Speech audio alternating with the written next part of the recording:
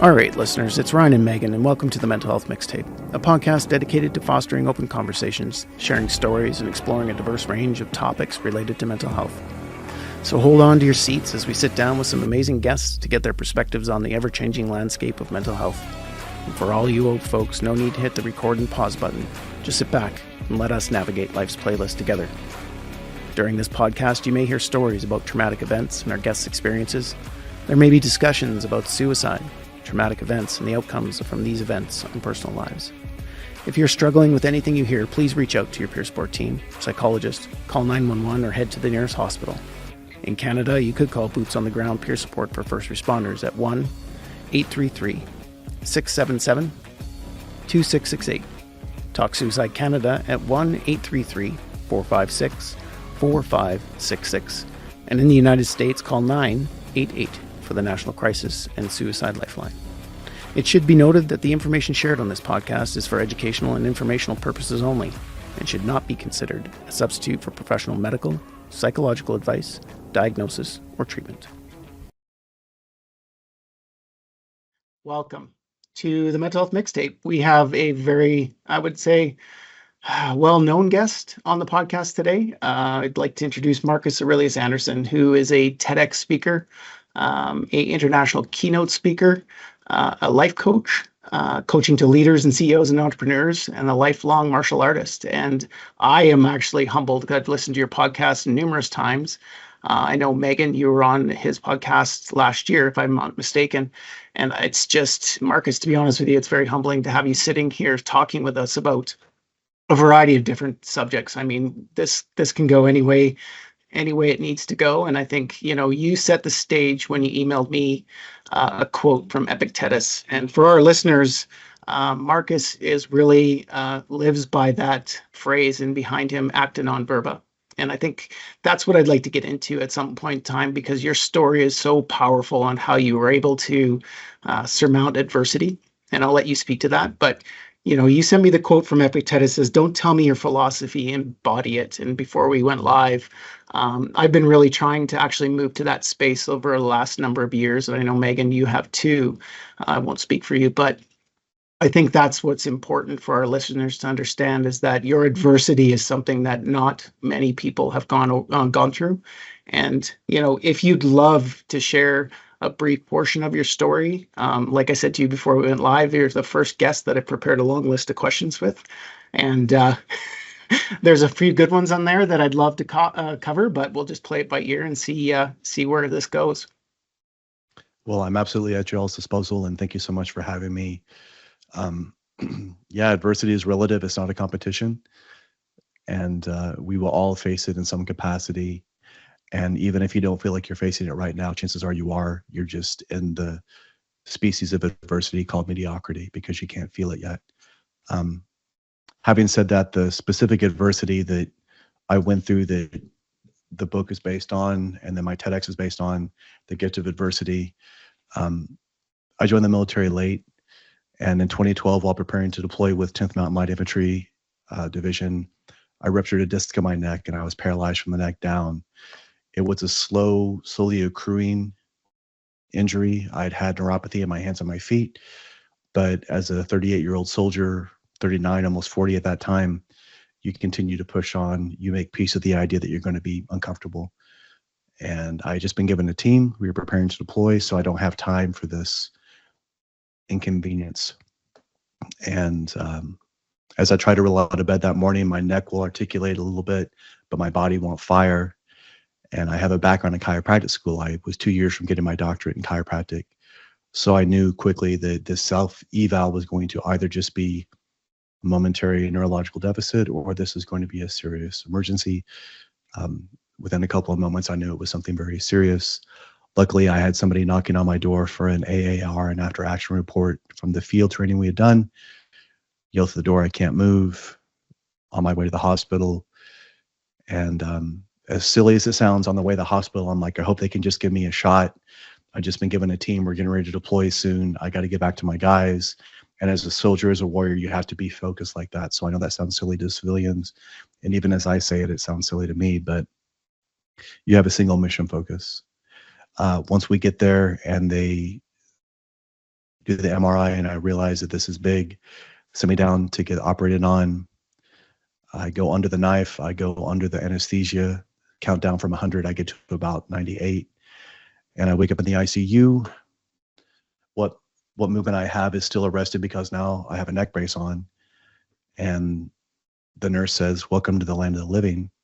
I'm not sure what that inferred, but I find out later on from the surgeon that it lost me on the table a couple of times. I flatlined. And he says, "The good news is you get to live to tell the tale. The bad news is this is what you're left with." So I literally turned 40 years old in a bed, broke, divorced, paralyzed, trying to figure out what the hell to do with my life. I went through a Kubler-Ross. I went through the 5 stages, not gracefully. Nobody does. I was in denial for the first week. Then once they brought me back to my unit, it became very obvious that this was real. They moved me out of my place, put me towards the warrior transition unit. And that's when the anger set in, because between denial and anger, that space is filled with regret. That space is filled with all the stuff you were going to do, all the things you said that you should be doing, all the stuff you're going to do after, or when you have time, or when it's convenient, or when you're not as busy right now. And that's where that ACTA NON VERBA mentality comes from. They say you don't know what you got till it's gone, but that's not true. We know exactly what we have. We just assume that we will always have it. And nothing in this life is guaranteed. So if you go in with that mentality, with this gratitude, this aggressive gratitude, this no bullshit 360 gratitude, and then you execute ruthlessly towards the things that are actually priorities in your life, hopefully people will not have to go through that same sort of regret that I went through in the process. And at 40 years old, realizing that a lot of people in their life are looking back on family, relationships, white picket fence, 2.5 cars, this profession that they've built themselves into, and to have the rug pulled out from underneath you for this thing that you'd worked so hard for, and this feeling of, why is God or why is the universe doing this to me? I'm a good person. This isn't fair. And that's when the real introspection began for me. Wow, that's a lot. And I mean, when I look at your story and in the very, very high level that I looked at it, I can't help but think that there's times that it was a really dark time in that space of recovery. So really, how did you handle that? Like, what was the shift that caused this instrumental change in your path and your trajectory from that moment that you woke up and realized all of those factors that you put into place? What was the next steps? How did you move towards that healing and growth that you talk about? Well, I would love to tell you that I did it skillfully and gracefully and it was easy and I was able to step back and take a deep breath. It was nothing like that. I was mad as hell. I was scared. I was a victim. You were mentioning I was suicidal, but I couldn't act on it. Mm-hmm. So talk about the ultimate form of disempowerment. I was literally trying to figure out, how could I convince somebody to do this for me, right? And I eventually got to this point of understanding that the anger wasn't helping me. If anything, it was inhibiting whatever capacity I had physically to recover. And then I also just made peace with the idea that, man, if I am going to live like this for the rest of my life, is this how I want to do it? Do I want to be a mad veteran for the rest of my life and just be miserable to be around? Or can I control what I can control? Mm-hmm. When you go through the 5 stages, the last one is acceptance: denial, anger, bargaining, depression, acceptance. And we never go through them all simply. We'll go denial, anger, denial, bargaining, back to denial, anger, stay in some of these in between, get to depression, almost break through into acceptance and go right back again. And that's human nature. For me, I just went to that place of radical acceptance of the reality. I got tired of fighting the truth and just accepted it for what it was. Marcus, looking at it now, do you think, we always have the benefit of hindsight to, inform something about an experience we've had. Do you think that your process through the stages of grief, or, coming to recognize how you wanted to be, if this was going to be your new reality, do you think that could have been changed in any way? Or do you think it happened as was supposed to happen or needed to happen?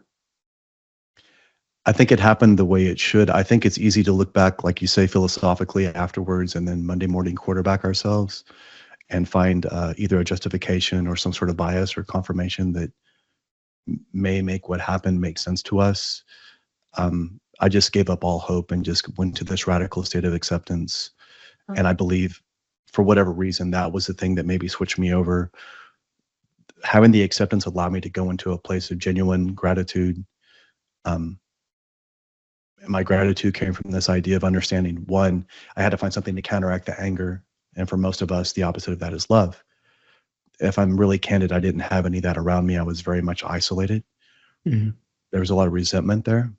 And so the thing that I could take action on, the thing I could execute against, was this idea of saying, I need to find something to be grateful for. I looked through it from a Taoist, a Zen, a Stoic lens. And there's always something. I should be grateful that I'm alive, but I didn't feel like I was living, I was existing. I should be grateful for my breath, but it feels like this breath means nothing. All these ideas of existential kind of existence. Finally, I just realized that when I took myself out of the equation and took it to where it's not about me, did anybody benefit from me being injured? Mm. And I realized that if I'd have been in Afghanistan, because President Obama was going for his second election at that point, so he kept pushing our deployment back. He came to Fort Drum to announce that he was bringing the troops back. So that's why they pushed us back. Of course, as a soldier, you don't know that. Nobody really knows that, right? So I believe the injury would have happened irrespective of where I was geographically. So is it the United States, Italy getting ready to go to Afghanistan, or outside the wire on a patrol? For every one man that's injured, it takes two to pull him to safety.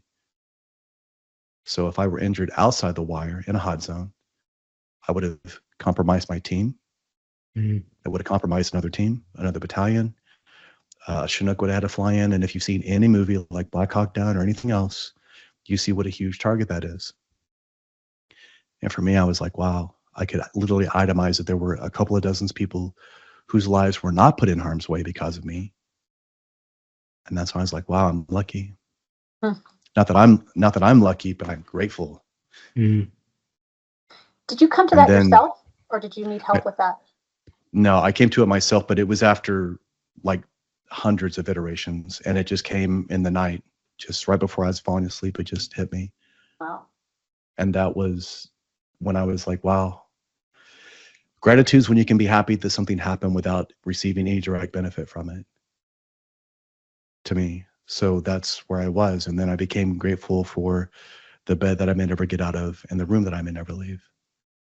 And about 2 weeks after that, I had that radical acceptance. I started getting a little bit of movement in my left hand, and then a little bit in my right, and then slowly the rest of my body. And then I got hubris. I got arrogant. I got that. See, I knew I could walk it off. I got that chip on my shoulder as a soldier, and I regressed. I lost that real gratitude, and I went back to stage one, and I went through all of it again, and said, I really have no other choice right now. When there's no other choice, the choice is simple. You lean in, and you try to look at what adversity is trying to teach you. And the lesson for me is that adversity doesn't give a shit about your opinion. It doesn't really matter what I want, what I would rather it be, or how it should be, or how it ought to be. What's the reality now? And then what am I willing to do to move forward? And again, gratitude was the only path that made any sense. It was the only thing that's actionable, the only thing that's scalable long term. And slowly I was able to get a little bit of movement again. And then I just never looked back. And for a year and a half of occupational physical therapy, that's what we were doing. Get to the point where, can you hold a bottle of water? Can you turn a set of keys? Can you take care of yourself independently? And then as a soldier, you feel like this superhuman at 38, doing stuff that I didn't think my body was even capable of doing. Outdoing guys half my age, that's crazy. But then coming back to a place of now going from 185 and being a soldier and like in great shape to 230 pounds, losing all your body mass, like getting fat, not having a lot of the physical capacity that you've taken for granted. It was a rebuilding in every possible capacity you can imagine. How long was that process for you? I mean, everything takes its own time, obviously, as you move through stages of grief and loss. Hubris, you mentioned about that. How long did that process take for you to get not only just to that radical acceptance, but back to basic function, so that you could move to that next step if there was one at that point in time? Yeah, the mental was the 4 months of just aggravation and suicidal anger. And then the physicality was about a year and a half. But even then, that was just to the point where they realized, okay, we're going to just medically retire this guy. We're not going to try to rebrand him into another position, because at that point I'd already served my contract anyway. But getting out, even though I was rehabilitated, I've done martial arts since my entire life, since I was 11. But if you ask me to make a fist correctly, or if you asked me to draw a blade properly, I probably couldn't do that. And so that for me was the building, the coming back. Around that same year was when Robert Greene released a book called Mastery. And in Mastery, he says, when you don't know where to go back to the beginning. So for me, going back to the beginning, my childhood, what did I love? What was my passion? Martial arts. And big within that was the philosophical notion that they were all based upon. And that was when I started trying to really regain some of what I had. So, Yeah. I mean, Go ahead, Megan. I think, Marcus, that I and Ryan as well, I'll just speak for myself, but like I spend a lot of my time talking to people who have been injured, typically, in the uniform service that they participate in. And I think what you're talking about, I don't know, a lot of people I think would struggle and perhaps put a barrier in place of being like, well, there's something qualitatively different about him. Like, I don't have the stuff that he has. What would you say to that? Mm-hmm. I would say that I'm a human being just like anybody else. I'm fallible. I am not perfect. I'm trying to work on stuff every day. I wrote this book on adversity, and I still encounter it all the time, and I still catch myself falling into some of these pitfalls. So I am not different than anyone else. If I can do this and I can apply these mindsets and apply these ethos, you can as well. It comes down to, what do you wrap your identity around? I had wrapped my identity around being a soldier, a leader, a warrior for a long time. And then when that's ripped away from you, and we see this in other professions, right? Professional athletes, Olympic athletes, this is what they've worked for. They've hit this pinnacle. Now what? So what I'm saying to you is, if they're listening and they want to get to this next place, figure out what it is that drives you. Figure out what your mission, what your purpose is. And sometimes that mission or purpose is simply not to be what you're doing now. Find something that really motivates you. And if it's not that, find something that angers you, and then go 180 to that. That will be the thing that will find this deep purpose within you. And that's something that you can scale. And it's not going to just show up to you completely perfectly in a package, but it's like a direction. When we're marching, we're going northwest. We know in this general direction, there will be something. There will be an opportunity. There will be targets of opportunity. There will be avenues of approach, and then go towards whatever that is. And these can be areas of expertise. These can be spheres of development, whatever it is, because like a Venn diagram, as they overlap, eventually there will be something unique that becomes you, what you do really well. Bruce Lee says, absorb what is useful, discard what is useless, and add what is specifically your own. So philosophically, we see all these truths resonating over and over again. Find what that is.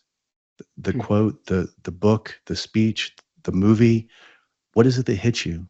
What do you believe in? What are you willing to die for? And now build your life around living for that.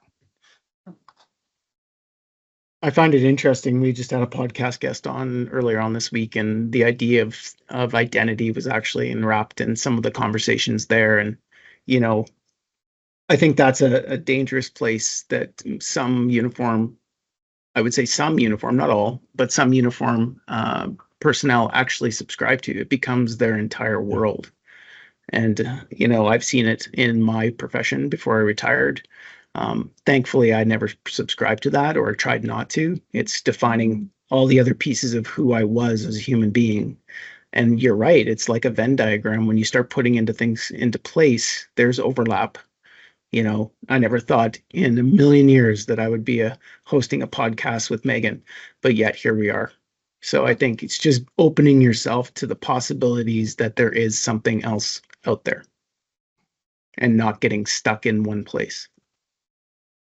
Well, and I think, Marcus, a little bit what I took of what you just said, and let me just say, and you, every time I hear you talk, every time I listen to one of your podcasts, every time, we've connected, you make me think, and I really love that. Like I love it when people can inspire me to deeply reflect on things. And so that's a real gift you offer me. So thank you for that. What I hear you saying is it's like we have to find a way to take these things that are attached to the mission or to the identity of being a soldier or whatever. We have to figure out what are the things that are actually embedded in those identities and find a way to decouple them from the thing, because you can still have a mission, you can still have purpose, you can still have an approach, you can still respond iteratively to things as they're happening, whether you're wearing that particular uniform or not. You can still be driven by the same things, even if you're not in that context. Did I get that? That's absolutely correct. You can have this belief, this warrior ethos, if you would like, but it could be around your family. It could be around your community. It could be around your profession. It could be around the people that you lead or the people that you're with, the team. What do we see so many veterans do? They go into another high adrenalized type environment like police, first responders, firefighters, EMTs, etc. And that's fine. But what they're doing is they're looking for that familiarity. They're looking for that standard. They're looking for that. This is my role. This is my responsibility. This is what I'm supposed to do. This is the standard. And now I can check the boxes. I want everybody to understand that you can decide what that checklist looks like. You can decide what your SOP looks like. You can decide what your mission is. And you can use adversity to inform what that is. Adversity will lead you to your purpose, if for no other reason than this understanding that the person that you are most qualified to help is the person that you used to be. That's why I can see it in leaders and athletes and all these great people, because I see in them, they've gone through some sort of adversity. And everybody goes through it, I understand. But what I have found is there's a direct correlation to how well can you process this adversity without letting it stymie you. And now how are you able to use it as this catalyst that puts you to this other direction? And now you can come back to it. I still have neuropathy in my hands and my feet, so I can still do things, but I don't have the same dexterous capacity that I used to. So palpatory capacities to be a chiropractor and all that stuff, that's out the window. But I use that as a reminder that keeps me tethered to my adversity.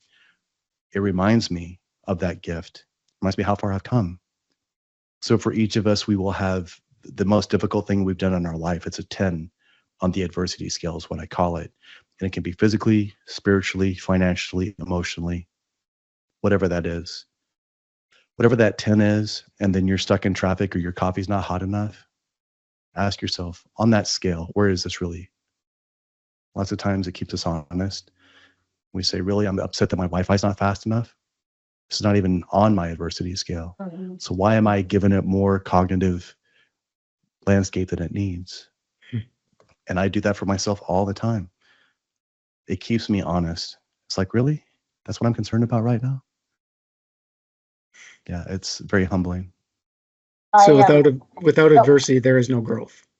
Is really hypothetically on paper, we can, but in reality, it's impossible. Human beings, we have to have something. We have to have something push us. And even these self-starters, even these people that are very driven, I guarantee if you put some additional adversity behind them, you're going to see even more performance. And I'm not saying that you have to live in that place, but I'm saying that if you're willing to be able to channel it or put yourself in these phases or these seasons where there is this all-out effort, yeah, that's how we get there. And most of the people that we see that are doing incredible things, there was some sort of root adversity that put them in that trajectory to begin with.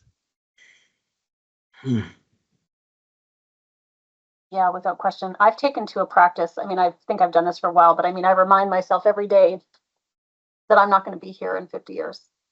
Like I try to stay connected to my death. And I know that maybe sounds macabre or something to some people. To me, I think it's about that thing of, a reminder of what are you going to do with the time while you're here, while you have it, because it's not yours to keep. None of us gets to claim it or preserve it as an ongoing commodity. It sounds to me like maybe you think that there's something about this grief or losing identity that actually becomes really important of people being able to then grow from adversity. Like it sounds like for you that grieving and what you had to go through was actually instrumental to being able to connect with that. Can you speak to that? What do you think about that? I think you're absolutely correct. The beautiful thing about adversity is it burns away all of the stuff that you are not, all of the facades, all the masks, all the things we're trying to do. And it gets you down to the bare bones, the brass tacks of who you really are. And when you have to look at that, lots of times you're going to see stuff you don't like: warts, imperfections, scars, inadequacies, incomplete business. But if you can learn to accept you right there, radically, that's where your power is at. Because now if you can accept that part of you, you can go anywhere. I've interviewed so many people that are incredibly successful. And if you look at them on paper or monetarily or out there in the world, but every one of them will tell you a similar story. I became a multimillionaire, or I achieved X, and I was miserable. Why? Because they thought that X is going to fulfill all these inadequacies in them, all these inadequacies within them, that it's going to make all this other stuff go away. But guess what? They still can't have a conversation with their wife. Guess what? Their kids are still strangers. And the damnable shame of that is we can work on all these things together. It doesn't have to be, I can only do this or I can only prioritize this. They can all be done in tandem. They don't have to be competing priorities. Here's the other beauty of it. What I have found is there are people that are on certain levels almost, and I know that people can't see my hands, but almost like this table graph where they get to a certain point. It's like, I feel like I've maxed this area out, but these other areas can still be increased. And what they find naturally is that when they start increasing these other areas, this one goes up as well. It gives them an additional threshold. It takes them beyond what this glass ceiling was. They thought that they were developed emotionally, spiritually, financially, whatever it is. And it gives them this additional bandwidth that they didn't know was there. We were saying earlier how that there has to be the neurochemistry when we're really releasing something that means something to us, not just like cheap dopamine, but like real stuff. It's the hardship that you all did when you did the Bataan Death March. You faced adversity over and over again. It asked you over and over again, do you want to quit? Hey, you're almost there. It was tripping in your ear when you're close to the end. Hey, you don't have to keep pushing yourself. You've already proved everything, right? You've already learned the lesson you need. You're doing so great. And that's what adversity does right before you're there. That is its Hail Mary pass to try to stop you from getting to where you need to go. You know why? Because it is scared to death that you may succeed.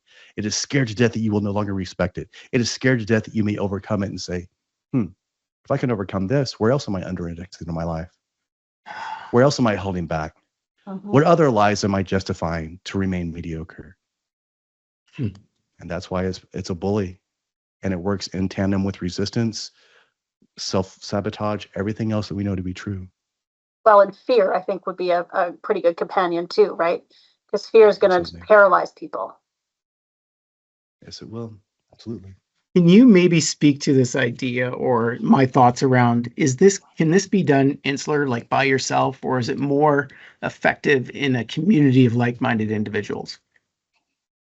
This process of dispelling the themes or the identities we have, working through some of the adversity. I know it's a lot of introspection, so it's within, but what are your thoughts around that whole idea of community and building community around like-minded kind of trajectories as far as growth and adversity is concerned? I think that community is important. We've heard the saying that we are the average of the 5 people that we are around the most, which that's disingenuous. We're actually the average of the 5 emotions evoked within because of those people, or characteristics emboldened because of the people around us. So if I'm around people that are driven, that are not compromising, that are mission focused, that want to do well and are disciplined, all of a sudden I'm going to be that. But if I'm around people that are doing just enough to get by, they're victims, they complain about everything, nothing's ever good enough, I'm going to be those people. Having said that, it does come back to this introspection. At the end of the day, no one can walk that Bataan Death March for you except for you and you. That's it. You can buy all the gear, you can do all the research, you can buy your plane tickets and get there. But you have to step off. You got to put on the boots. You got to drink the water. You got to keep going. That's the hard part. And for most people, having a group around them is fine to give them support, but doing the deep introspection is what has to be done. And there's no other way to do it. Remember, adversity shows up at the most inopportune time without apology. It couldn't care less about what you want. It doesn't give a damn about your feelings. And adversity doesn't take no for an answer. So until you can get comfortable with that, until you can embrace it entirely and say, man, there's so much I have to work on. This is going to suck. And just make peace with it. So I've seen people do two different things. Some people see adversity and they say, this is going to be the catalyst, is going to push me up there. But sometimes when they're not optimistic, that works against them. I've seen other people that allow it to be this thing that keeps them arrested so that they will not move forward. What I would offer somebody that doesn't want to be artificially toxically positive, or a person who doesn't want to dwell in the negative, I would give you the third path, which is I can see adversity for what it is and decide that it is irrelevant to what I'm doing. I can see it, I can recognize it, I can give it no more emotion than what I need to, and continue to move forward. I live in Tulsa, Oklahoma. I live in an area where there are tornadoes. So I know that we're in tornado season now, and I know what happens when there are tornadoes, but I did not live my life in fear of that because I am aware of them, I'm prepared for them, and I know what I'm going to do when I hit them. I don't have the audacity to be surprised if they show up, because with adversity, it's inevitable for everything that we do. So when I've made peace with that, I know what to do. But if I allow it to ambush me, or if I have the audacity to be surprised when it does show up, that's on me. Nothing breeds confidence like preparation. So I guarantee you both prepared for the Baton Death March. I guarantee that was the first time you put on a ruck. That wasn't the first time you had to put on some boots and get a blister here and there. That's what we have to do. Unfortunately, most people, this is what I found, most people hope, and this is the last dying prayer of a person who doesn't want to actually do the work. They hope that they can hesitate, and then when the time comes that they will magically jump to that level. And the truth is, unless I have the capacity to do it, at least at a small degree before I get there, had that skill set, had that acumen, I'm not going to be able to do it when I get there. So I've seen fighters, I've seen musicians, I've seen all kinds of athletes that maybe they don't perform great in practice, but they have the skill set necessary to be there. And then when they get in front of that crowd and the lights hit them and the adrenaline dumps, they can elevate because they have the skill set. I've seen other people that do great in practice, but you put them out there and all of a sudden they're not able to perform at the level they need to. Why? Because they have not done that work inside to make peace with the idea, to understand that they are going to be uncomfortable, that there's going to be an adrenaline dump, and that they are going to have to be able to adapt to that thing. There's no balance in this life, okay? There is just the capacity to adapt skillfully to whatever adversity we face. So finding the correct skill set to the correct degree at the correct time is everything. But a lot of times people think that they're going to have all this other stuff written down for them like a checklist and they can go to that. And when we get punched in the face by adversity, we don't have the option of being philosophical. We have to be realistic. And then what are we willing to do in that? So I saw a post that you made on social media the other day that was something along the lines of, it's not that opportunity is not knocking. It's essentially that people aren't ready for it when it comes. So they can't answer the door, right? And so it's interesting. There's a few speeches or discussions I like, and there's one actually that I listened to from Kobe Bryant, and this is what he talks about, that he's not nervous when he gets onto the big game or whatever, because he's just so well prepared, right? So I mean, he's doing 3 workouts a day and 3 practices a day where other people are doing 2, and he's getting in all those reps. So right, so he really talked about how, yeah, if I'm nervous it's because I haven't prepared enough, right? Or if I'm not ready for the thing when it comes, it's because I haven't readied myself. So we're talking about you, we're talking about Kobe Bryant. What do you think for the typical person out there? What is the introspective personal work people need to do just generally to prepare themselves? I would say, first of all, be able to put the podcast. I know that we're on a podcast. I have one. I know that I speak, but What I find today is everybody has all kinds of stimulus all the time. They never have time to breathe, to meditate, to pray, whatever it is. There's constantly something going on. So many people don't even know what their own internal dialogue or their own opinion about something is. Lots of time they're simply regurgitating or parroting something that they've heard recently. And sometimes that is not who they are. So by going for a ruck march without any kind of earphones in and just listening to your body and what's going on around you, you'll learn a lot about yourself. When I do David Goggins 4x4x48, that those runs, so you're running four miles every 4 hours for 48 hours straight. I intentionally have these like questions that I have numbered. So I have a question and I'll let that thing bounce around in my head when I'm running for half an hour, 45 minutes. And I let my subconscious chew on it. And what am I doing? I'm changing my state. Now my mind's taking it from a different perspective, a different orientation.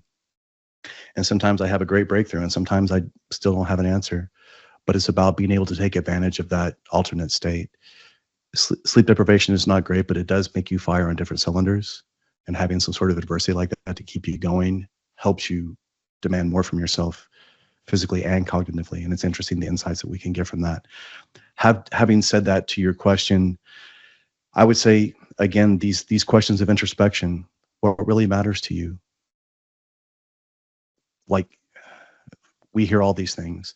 If you had $10 million in the bank already, what would you do every day for the rest of your life? I'm not saying that you have to have that, but I'm saying that it will give you an inclination of what means something to you. Is it a person? Is it a philosophy? Is it a religion? Is it a group? Is it your family? Is it the desire to get these things? Is it the understanding of what you don't want? Sometimes understanding what we don't want is just as important as knowing what we really want because it pushes us the other direction. And also understand that you may not have had a woman that reached out to me and she was like, I don't understand why I can't execute on this thing. She says, I have a deadline, I have a responsibility professionally and all these things, and I just can't do it. And I know I need to do it. And I write it down and I use these affirmations and all that stuff. And I just told her, I said, you may never know. Like we can unpack everything and try to find the thing or the incident or the adversity that happened in your life that initiated this. But honestly, is that changing the fact that you have to execute on whatever this is? The ACTA non verba, can you still act on that? So I made her make peace with the idea that she did not have to have an answer. Again, that third path, you don't have to have an answer. Adversity doesn't have to mean anything. You can just keep moving forward. And then she was able to execute.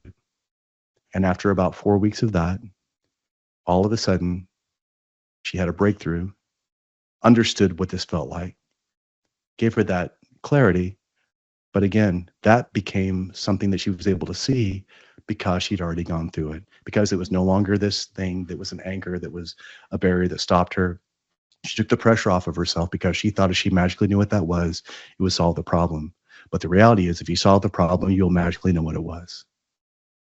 And that's where we are in so many of these areas of our lives, society, all these things, right? But if we don't take time to at least ask the question, figure out, how am I being complicit? How am I culpable? Whatever it is. Most of the answers that we are seeking, we can find within us, but we have to strip away all the stuff that we are not, all the fake stuff. And that's why, for better or for worse, adversity does that. But we can go out and seek micro adversities to help us burn those things away as well. We can do the baton death march. We can get up early. We can have a hard conversation. We can step back and understand that there's a very good possibility that whatever the conversation is, I could be wrong. Maybe my 22-year-old daughter actually is smarter than I am about this specific subject. And maybe I need to just sit back and say, okay, well, tell me, show me, how am I wrong? How can we do this?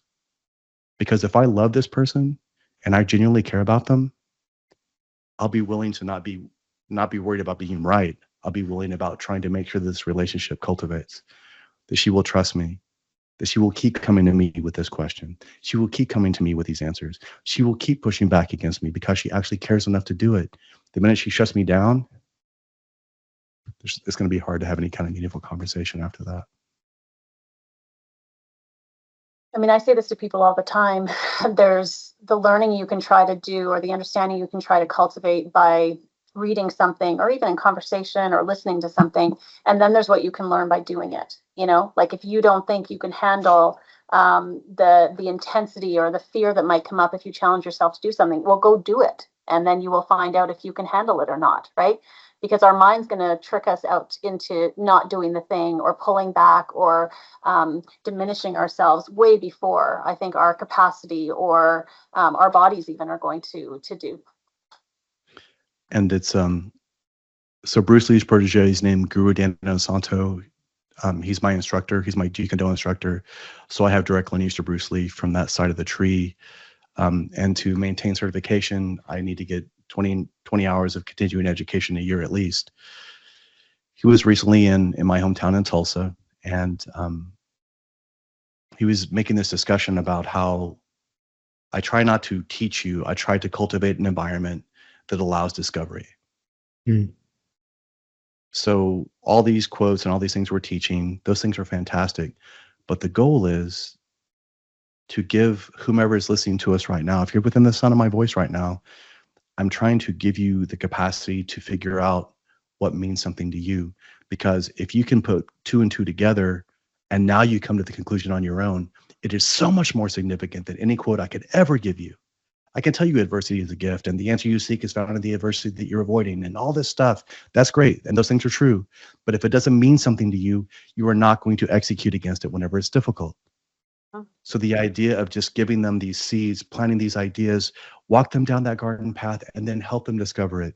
How many times have we had a client, a child that say, I heard so-and-so say this, and it made a lot of sense to me. And you're like, I've been screaming that at you for the last 5 years. It doesn't matter. As long as they get there, that's what matters, right? And if we can suspend our ego, we can say, man, that's great. I love that. How did they say it again? Yeah.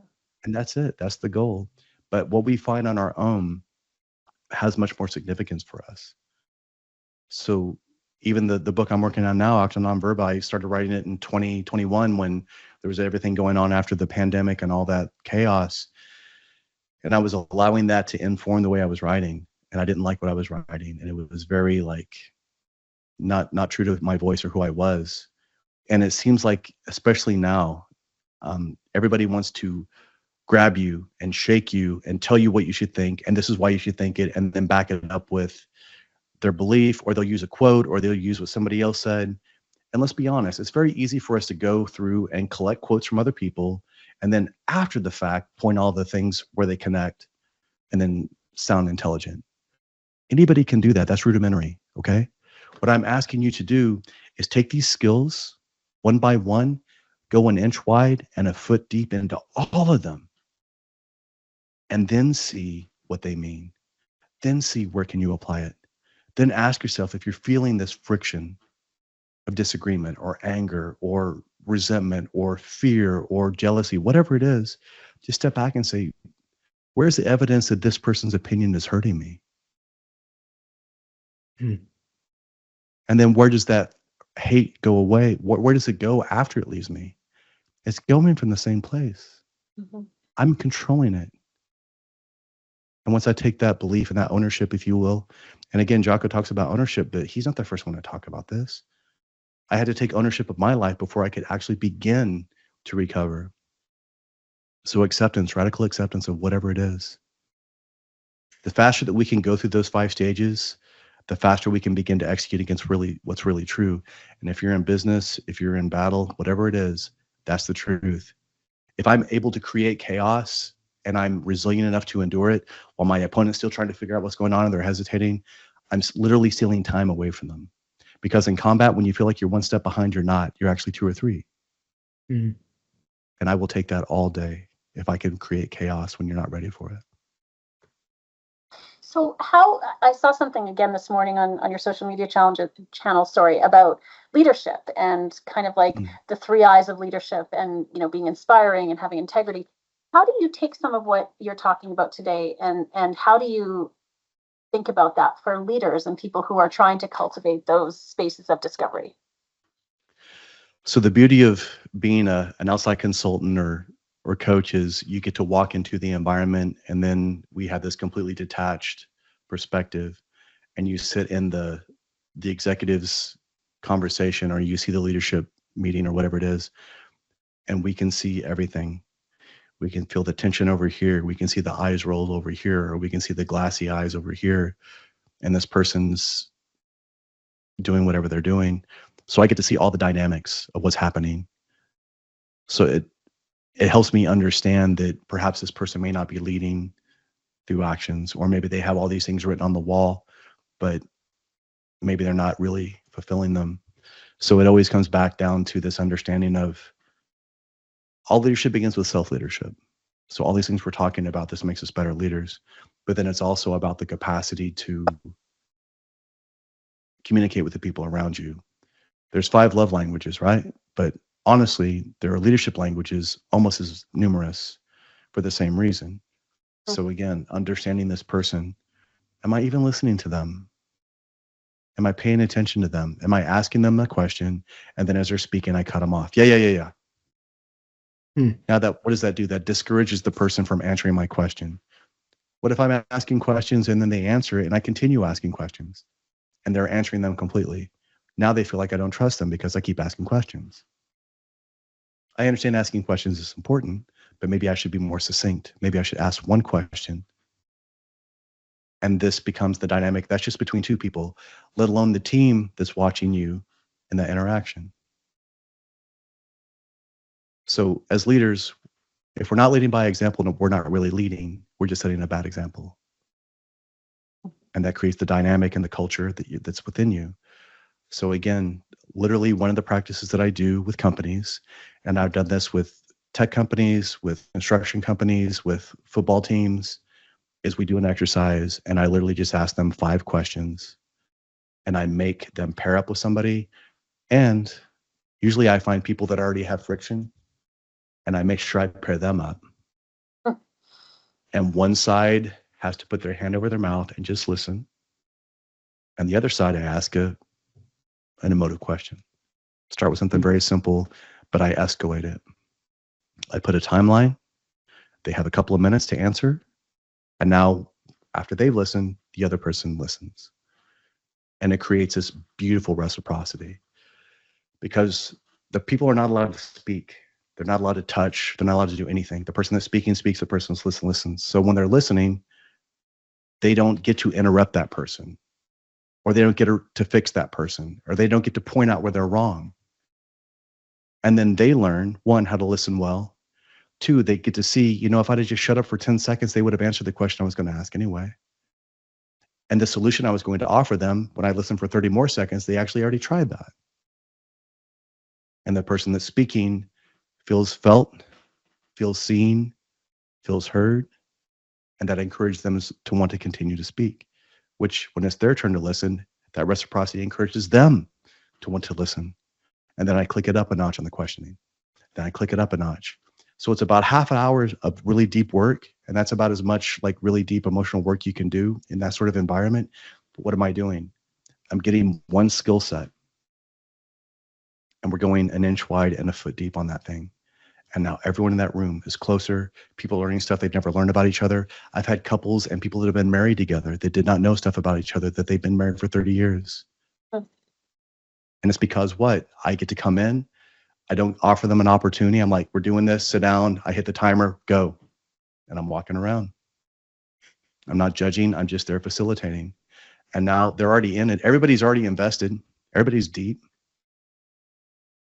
What do they have to lose? You sound like life skills in general, relationship skills. Absolutely.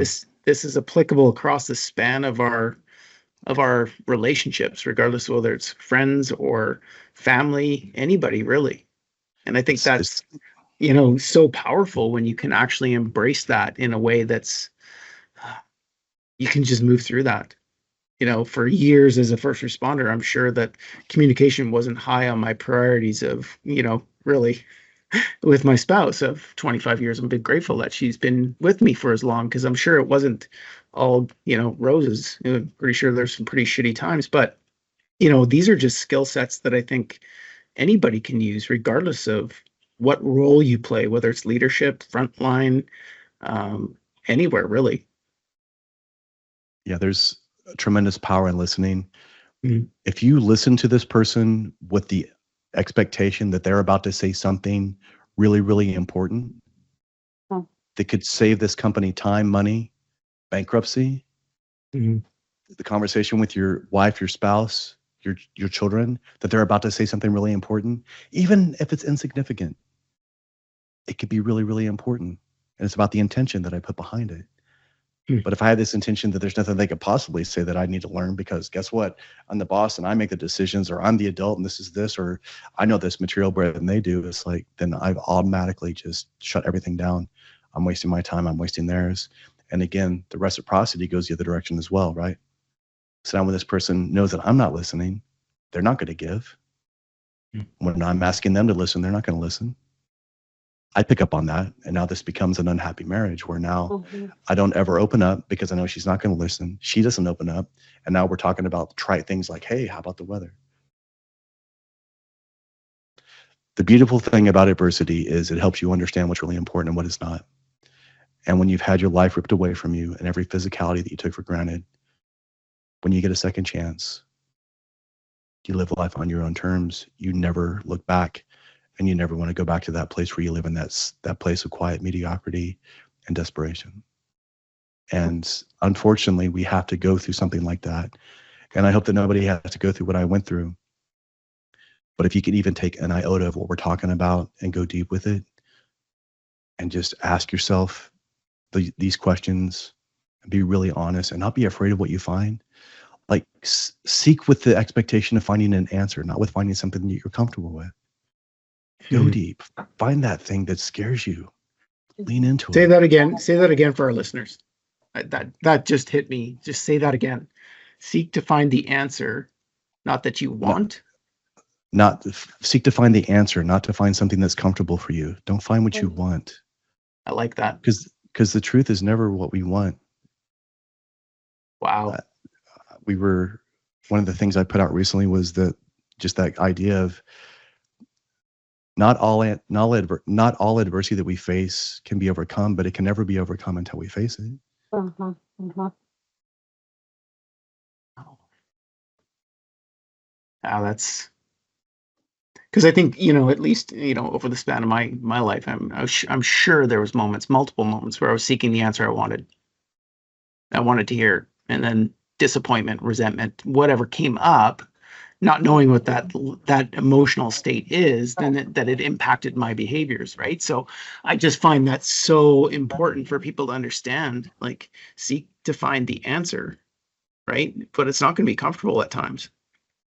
Well, and I think it's too, there's something about making a practice out of this because I Yeah. just had a conversation with somebody earlier today who's just starting to look at some of these uncomfortable truths, and it's really destabilizing, right? And it's overwhelming him to a certain extent. And I think it's a little bit because if we don't have a practice of trying to be open to these things or be willing to look at them, then they can take on almost a mythical life of their own, right? So I think the more we do these things, the more we engage with them, we experience them to some extent, the more practice we have and the less scary they become. Right. We get that exposure, right? That Yeah, gradual that's right. exposure therapy. Yeah. There's a lot of practices that are out there, and these premeditations on adversity are powerful and important. We were talking about gratitude. For me, a lot of people, gratitude is just this checklist that they say, I write down the things I'm grateful for, but it's easy to write down the stuff you're grateful for. It's easy to write down that you're in a safe environment and you have all the success around you. How about this? How about once a day? How about when you're brushing your teeth before you go to bed? You say, what's the biggest adversity I face today? And then say, what can I be grateful for? What is the gift in that adversity? What did Hmm. it teach me? What did it show me? What bright light did it shine on a weakness? What chink in the armor did it ruffle over? And if it still angers me by the time I go to bed, it tells me it's something that it is probably deep seated. And maybe I should revisit that another time. And again, this is something deep to that person. Now it's not just what this person said or what so-and-so said. It's like, no, the more that we can make these things real and put them within the fiber of our being and actually begin to execute against them, That's when we can actually start doing these things. It's not what you learn, it's what you live. Knowledge that is acquired but unutilized is the equivalent of ignorance. How many people are like, I read this many books and I listen to this many podcasts, and then you ask them, okay, what were 3 things you learned from that last book? Why are you in such a hurry to remain in the same place? Take your time. Chances are, if I put a gun to your head right now and said, what do you need to work on? What is it that you really need to change? There's at least a couple of things that come to mind. Jot those things down. Those are your things, not somebody else's, not some other course. Write those things down and then say, okay, no bullshit. What steps would I have to take to get there? And what's the smallest one that I can take right now? Put a metric, put a deadline. Hey, I want to work out more. Okay. Does it have to be a gym? No. Are you able to walk? Can you put on some shoes? Can you get up 15 minutes early tomorrow? Great. Go for a walk outside. Rain or shine. Just make that commitment to yourself. Go do it. No anything in your ears, no caffeine, no nothing. Just go and just see what happens. Just go with this courageous curiosity. See what you find. The worst thing that happens is you've walked for 15 minutes. And if you want to sleep in tomorrow, go ahead. Make it actionable, make it practical. Yeah. I found that people think that the accumulation of wisdom is the same as actually having wisdom, and it's not. And it's a fool's errand, because now we're constantly chasing this next thing that we don't have. Most of us have what we need, or if we could just work on what we do have, we'd find out that we don't need these other things that we're chasing anyway. I have seen so many people that are incredibly successful that achieve something, and then they feel very empty and vapid when they achieve it, and they're kind of like, meh. And so what's their answer? Add another 0 to that and then attack it. Mm-hmm. And then what happens is they desperately want this thing to be worthy of the sacrifice that they're making, which is often their own health, their relationships, their family. And they do that to make this thing that they're working for worthy of the sacrifice. But it never is. Never.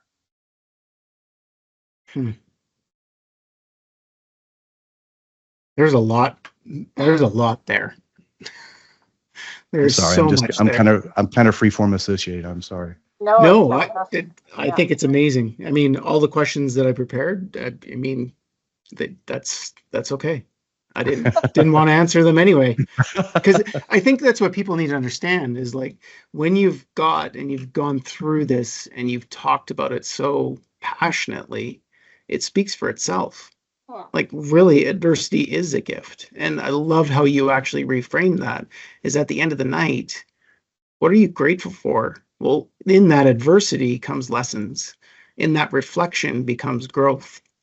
Those are the opportunities we need to seek out to find our blind spots, to work on the things we need to work on, to be vulnerable and courageous, to stand up and say, wow, okay, that's a sore spot or a blind spot.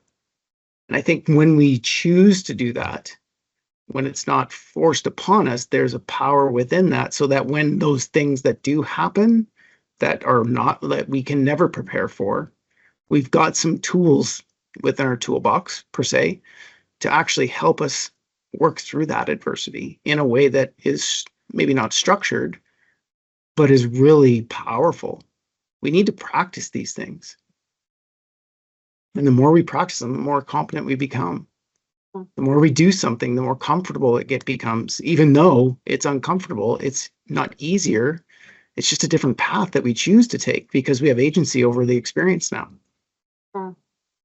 I just find that, like, the words that you've been saying, Marcus, have been really instrumental and impactful for me in this last little while. And it's, maybe in the background, I've seen adversity. I mean, sure, we've done the Bataan Death March, and now I joke around that my metric is now completely shifted, right? So when my spouse and I go for a walk in the evening, it's for 45 minutes. It's about 5 kilometers. I think it's about 3 miles, right? And that's an easy walk, because I've done 42.2 kilometers, or however many, 21 miles or 27 miles, right, in the desert up a mountain with a weighted backpack. The metric is different. And in that adversity, we understand that now, that I have far more capacity to do the hard things, to get up 15 minutes or a half an hour, to go work out, to go do those things that I know I just need to just attack and do. And I'm so grateful that this conversation has happened.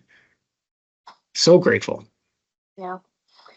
This is my favorite kind of church. Yeah. So thank you very much. I could listen to you for hours, Marcus, honestly. So this was a real treat for us. Thank you for taking time out of your life and day to impart your learned wisdom that you've actually learned through experience. It's incredibly, it really is a gift. So thank you very much for taking time with us. Thank you for having me. It's been an honor. So I think, for those listeners and those people watching on YouTube or wherever you're getting your podcast, your book, Adversity is a Gift. And you said... Gift of Adversity. Gift of Adversity? Gift of Adversity. I have it on Audible. You can get it on Amazon. My TEDx talk is called The Gift of Adversity as well. It's free. It's online. I've got a podcast called ACTA NON VERBA. I've had obviously incredible people on like Dr. Megan and yeah, it's interesting. We can either turn adversity into something that helps us get better, or we can see it as this thing that always crushes us. But eventually the choice, like you said, that agency is our own. And here's something else.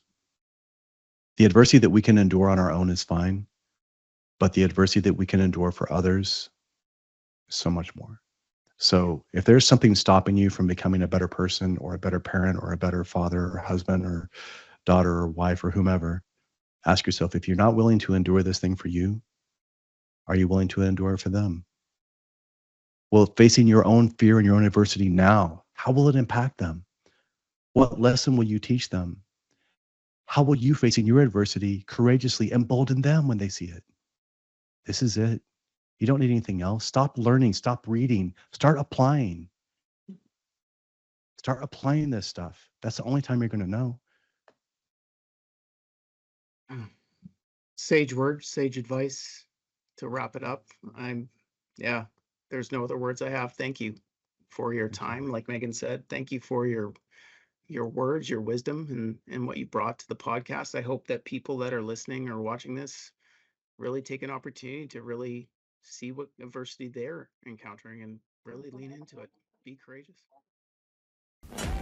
Thank you for tuning in to another episode of the Mental Health Mixtape, brought to you by the Before Operational Stress Program.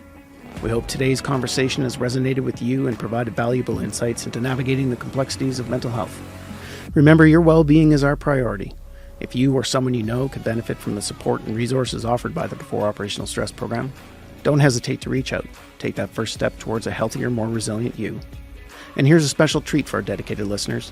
A 15% discount waits for you when you sign up through the code provided in the show notes. Investing in your mental health has never been more accessible. We appreciate your continued support and commitment to breaking the stigma surrounding mental health. Let's keep the conversation going. And until next time, take care of yourselves and each other.